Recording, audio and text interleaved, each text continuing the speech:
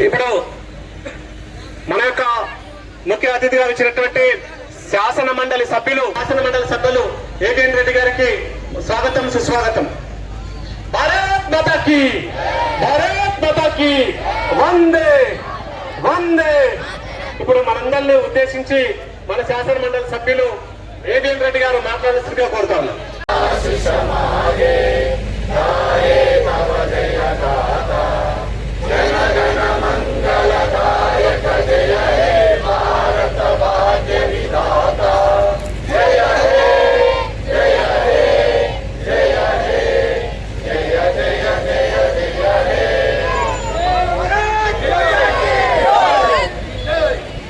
చివరగా ఈ కార్యక్రమం సుచరిత గారు అవుట్ ఆఫ్ థ్యాంక్స్ చెప్తారు. హర్ ఘర్ తిరంగా కార్యక్రమానికి వచ్చిన అందరికీ, ఈ కార్యక్రమానికి ముఖ్య అతిథిగా శివరాజు గారికి నేను ఒక గంట ముందే రావాల్సి ఉండే, కానీ ట్రాఫిక్ జామ్ కావడం వల్ల రాలేకపోయినాను. అయితే ఈరోజు ఎంతో ప్రాముఖ్యమైనటువంటి దినము వికారాబాద్లో.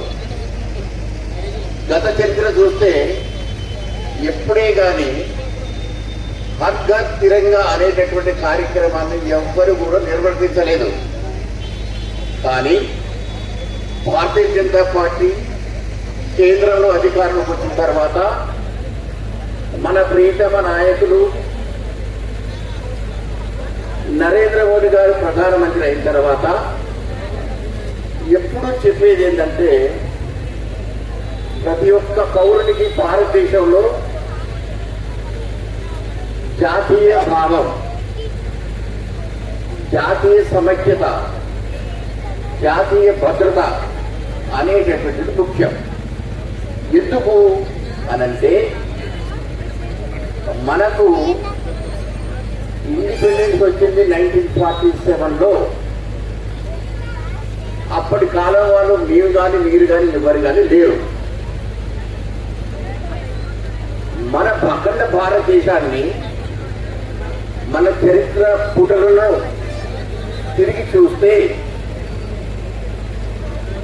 సుమారు 400 సంవత్సరాల పైచిలకు మైనారిటీస్ అయినటువంటి ముస్లిమ్స్,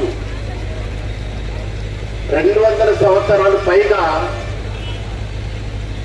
హిందువులతో పోల్చితే మైనారిటీస్ అయినటువంటి క్రిస్టియన్స్ భారతదేశాన్ని పాలించారు.